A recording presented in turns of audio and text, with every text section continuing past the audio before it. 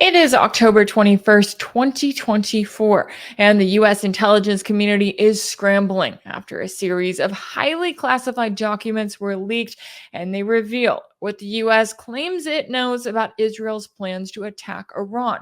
But perhaps the most notable revelation was the U.S. finally acknowledging, at least privately, that Israel has nuclear weapons. It's been an open secret forever, and yet it's something that the US publicly refuses to even acknowledge. And we're going to get into exactly why that is here in this video. We're also going to take a look at what these leaks actually mean and what they tell us about where we are headed here in this world if Israel does carry on with these plans of attacking Iran and in the way that the US thinks that it's going to.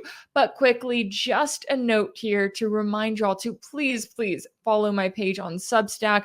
That's rachelblevins.substack.com. We are still treading carefully over here on YouTube. And that's not to say that anything is changing about my content. That's just to say that certain videos and certain interviews with certain guests who are not allowed here on YouTube or have been censored or targeted in some way by YouTube, those are still being put on other profiles. So, for example, you can check out those interviews over on my Substack. They're also on my page on Rumble. I'm on Telegram, Odyssey, every other alternative you can think of. I'm probably there. So just keep that in mind if you're wondering why there aren't as many videos on my YouTube, or you're wondering where some of my content has gone. It's still available on other platforms. And also a note that if you sign up on my Substack and you sign up as a paid subscriber, then you'll get access to my weekly series called Sanction, which is a deep dive that I do every single week. And it's specifically for paid subscribers. That series is also available if you're a paid subscriber over on Patreon. That's patreon.com/RachelBlevins. So do keep that in mind as you're watching this video. There are some other alternatives out there and also some other exclusive content if you're interested. All right, let's get into the latest when it comes to these revelations that apparently came from the US intelligence community that now they say they are scrambling to investigate. So the documents were first posted by the Telegram channel Middle East Spectator on October 17th. They said the extremely sensitive top secret US intelligence docs were provided by an informed source within the US intelligence community and were from the National Geospatial Intelligence Agency, which is part of the US Department of Defense. The files, which are dated October 15th and 16th, detail Israeli preparations for an extensive strike inside Iran. Now, I thought it was interesting because these documents are presented as if the US is kind of saying what it's observing from spying on Israel. And that may be completely true. It's hard to imagine that there aren't more talks going on between the US and Israel, that the US is not actually aware of every single thing that Israel is planning. But the documents don't present it as such, and there's a reason why. But I do want to note here, when it comes to just how close and how intertwined the US and Israel are, I mean, we're not just talking about the US sending billions of dollars in military aid to Israel every single year. We're not just talking about the US hitting a record high with that military aid at over $20 billion in the last year alone.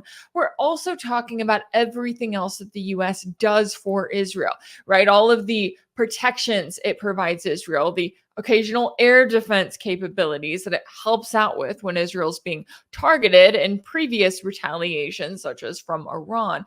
We're also talking about the public and political cover that the US provides to Israel. Anytime there's an attempt by another country to, let's say, pass a resolution before the UN Security Council demanding a ceasefire in Gaza, well, then the US comes along with its veto power. So in all of the ways that we can look at Israel and we can talk about how the US is enabling and complicit in an all-out genocide that is ongoing against the Palestinian people right now, I think we also have to remember that the US has the power to stop all of this. And the fact that they're not using it shows that they're not just complicit in it, but that they approve of every single crime that Israel is carrying out.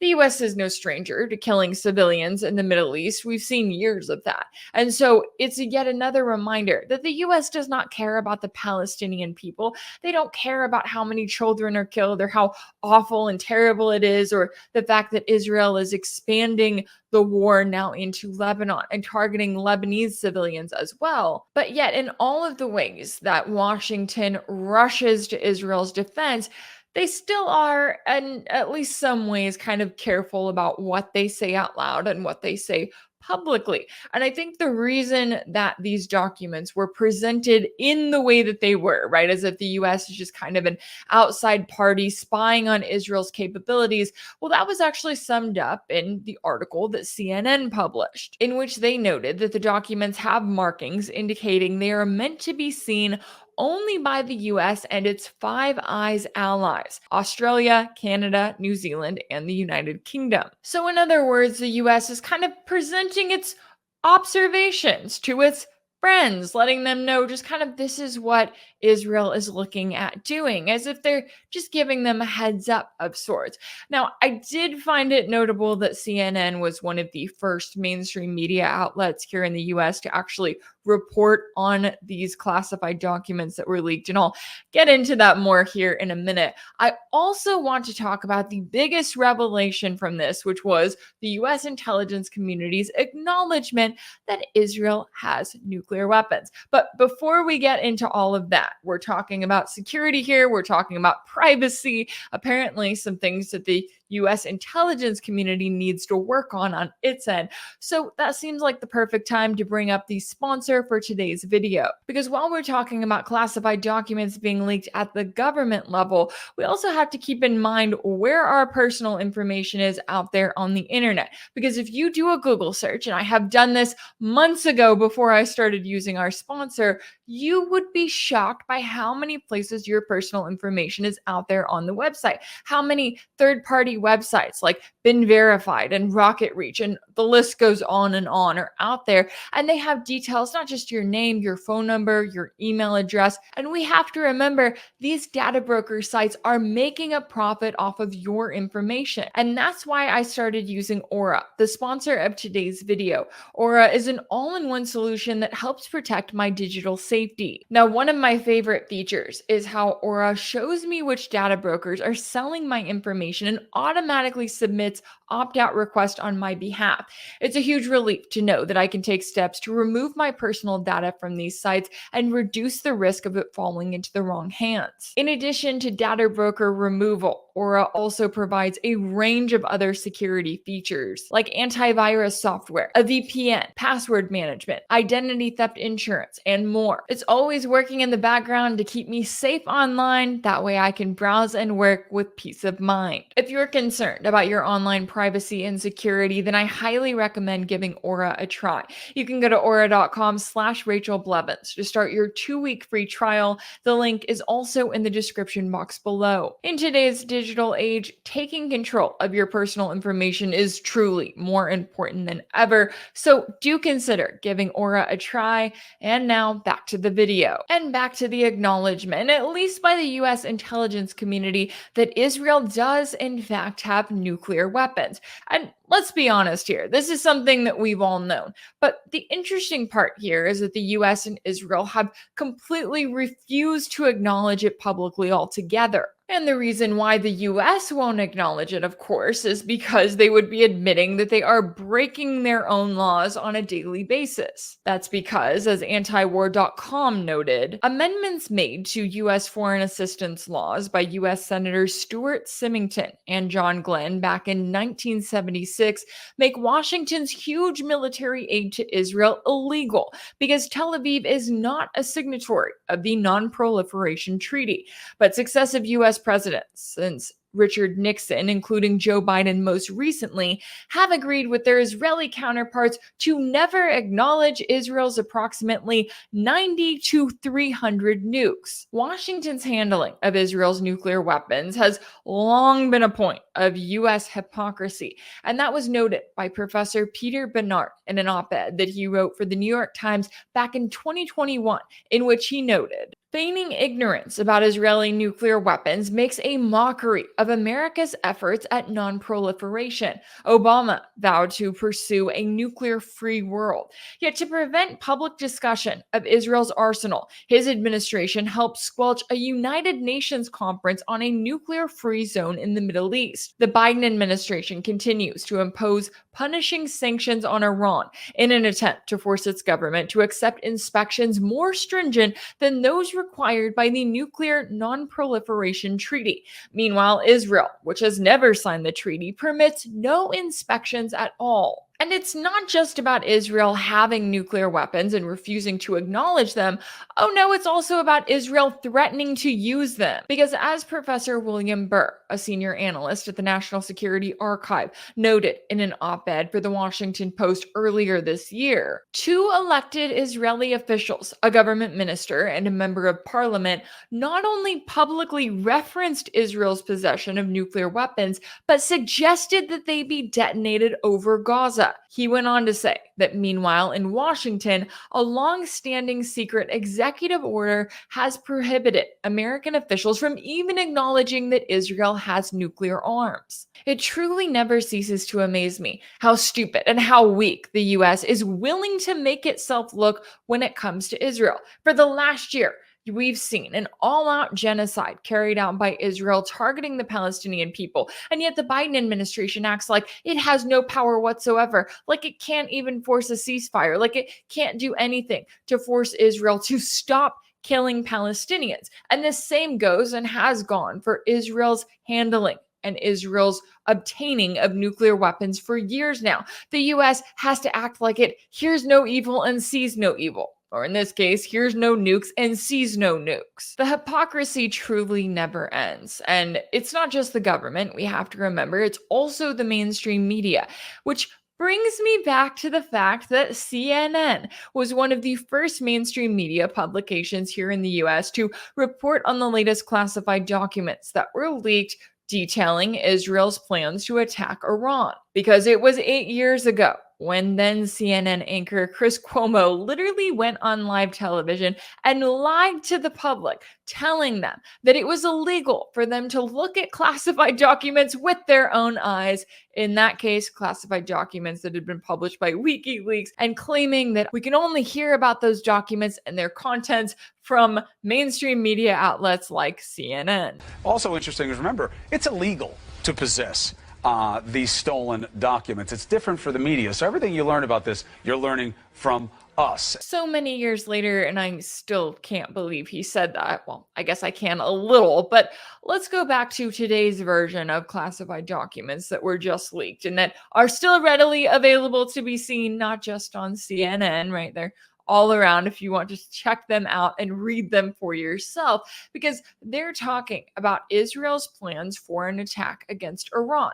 Now, Israel, the mainstream media, the US, they're all claiming that this is retaliation for the ballistic missile attack that Iran carried out targeting military and security sites within Israel back on October 1st. And while they're claiming that Israel is now entitled to some sort of retaliation, we have to remember that Iran's attack was actual legitimate retaliation for a number of things, right? They listed out the massacres targeting civilians all across the region at this point, carried out by Israel, as well as Israel's targeted assassinations of Hamas, Hezbollah, and IRGC commanders that included Israel's assassination of Ismail Haniyeh of Hamas, who was in Tehran back in July, as well as Israel's recent assassination of Hezbollah's Secretary General Syed Hassan Nasrallah in September. So Iran is the one that actually had the right to retaliate. Now Israel's just claiming that it has the right to retaliate, that it is planning an attack. And again, this goes back to the US acting as if it has no power whatsoever, no influence whatsoever when it comes to Israel. We've seen this for the last year now with the US going, we don't know how to force a ceasefire, but we can't force Israel to do anything. They're a sovereign nation. And yet, according to reports, now the US is freaking out about the question of what Israel could decide to target within Iran. Could they hit oil fields? Could they hit nuclear sites? Could they send energy prices soaring? Could they send us into a full-on regional war? And could all of that happen before the upcoming US presidential election? Well, according to reports, anonymous US officials are insisting that the Biden administration believes it has won assurances from Israel that it will not hit Iranian nuclear or oil sites. They say that Netanyahu has already picked his targets, that he's focusing in on military sites. And they also say that the planned attack is going to come before November 5th, aka the elections here in the US. But I'll be the first to say I don't trust Netanyahu for as far as I can throw him. And I also wouldn't put it past him to use anything, such as these leaked classified documents here, to proceed with the attack that he wants to carry out, whether the US likes it or not. Because what are they going to do to stop him? No, really. We also have to remember that Iran has previously vowed to escalate if Israel does respond to its retaliatory attack from earlier this month. And while there have been reports kind of back and forth on claiming that there were some talks happening behind the scenes that were involving the US and Iran as to whether an attack would be allowed, a lot has happened since then. And all of it is raising the question of whether there is any form of de-escalation that we can hope for here. Because as we've seen with Israel, they have continued not just to target commanders of the opposing side, but specifically to go after the opposing side's leaders and lead negotiators on peace talks. So any chances for peace talks or a possible ceasefire deal with Hamas or Hezbollah, we have seen Israel systematically target and assassinate those leaders. And all of this comes as the US continues to publicly play dumb on the fact that Israel has nuclear weapons, even as these latest leaked documents show us that beyond the surface, that at the heart of the US intelligence community, they know exactly what is at stake here, even if they aren't willing to say it out loud, and that's something everyone should be talking about. If anything in this video resonated with you, be sure to like it, share it with your friends, leave a comment, and as always, don't forget to subscribe. And if you want to keep up with all of my work, make sure that you're subscribed to my page on Substack. That's rachelblevins.substack.com. That's where you can find new episodes of my weekly series for paid subscribers called Sanctioned. You can also check out Sanctioned if you're a paid subscriber over on my page on Patreon. That's patreon.com/rachelblevins. That's where you can participate in regular polls and Q&As and join the community there. As always, thank you all so much for all of your support, and I'll see you next time.